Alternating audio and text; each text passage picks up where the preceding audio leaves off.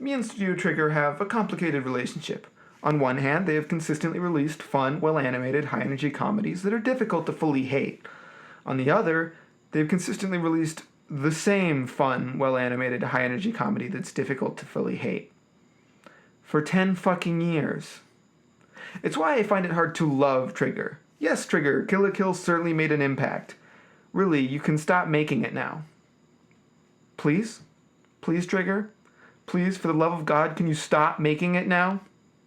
However, looking at BNA and Promare, they appear to be on some kind of anti-racism kick, and I'm almost prepared to view that as progress. BNA even crafted a world, narrative, and core set of themes with something approaching a vague approximation of substance. However, you might have noticed the words something approaching a vague approximation floating around there, and that certainly cuts to the heart of the issue.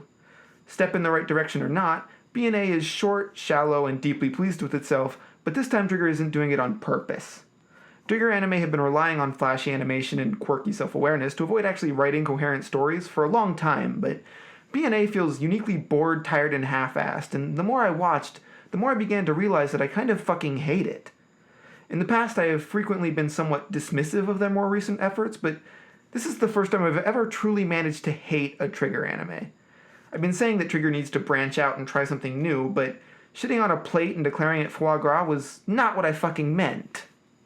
What fundamentally makes BNA as infuriating as it is the pacing. It's paced a bit like a starved, crippled elephant seal with an inner ear infection that forces it to forever waddle slowly in small circles. Slow pacing in a Trigger anime, I hear you exclaim. Impossible, and frankly I'm just as surprised as you are. It even took me a while to realize it, what with Trigger's trademark epileptic seizure approach to animation, but upon reflection it became incredibly clear to me that despite only having 12 episodes to work with, it manages to use most of that to waste my fucking time. The show has a consistent narrative through-line that is highly present throughout, but despite that, most of the episodes just settle into some variety of obnoxious holding pattern as the story strides boldly towards butt-fuck nowhere. My favorite trick they play is forgetting that certain characters have superpowers, because that would force the plot to progress, and we are far too busy sticking microwaved Pocky up our nose.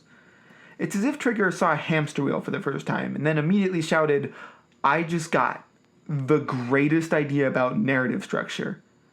Even more annoying is the character arcs, which frequently take time out of their busy schedules of going fucking nowhere to actively regress.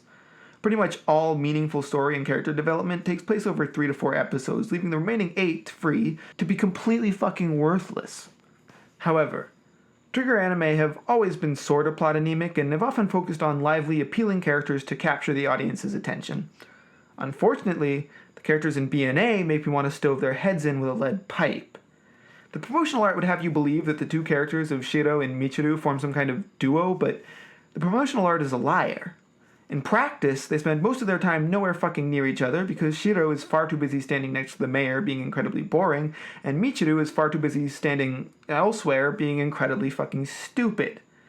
We actually spend most of our time with Michiru, a character who early on was effectively characterized as outwardly jaded but fundamentally good-hearted, so that the anime could later completely ignore all that in favor of her being naive to the point of willful stupidity.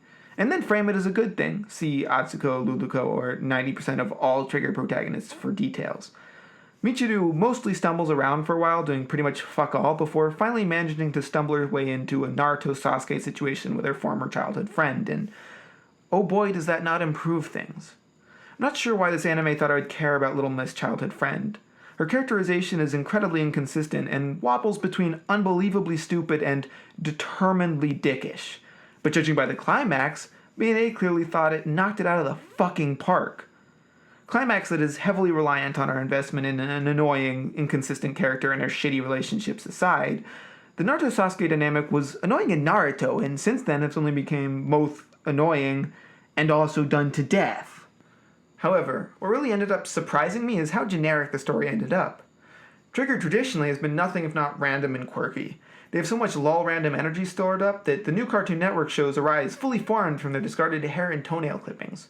However, BNA never surprised me once. It's a procession of cliches and obvious story moments that would much rather beat you to death with determined blandness than dare take the story in an actually interesting direction. Oh, her baseball team is rigging a match for monetary gain. She better not end up making some kind of inspiring speech about, oh, yeah, there it is.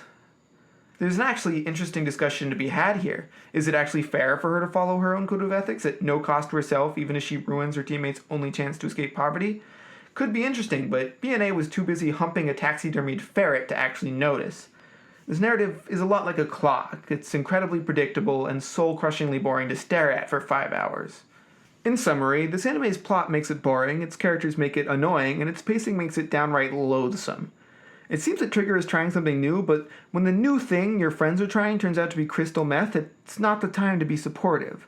I wanted to like this, but in the end, the only thing BNA really succeeds at is creating the current title holder for the world's hottest animated raccoon. I'm sure all the furries will be quite grateful once they finish masturbating themselves to death.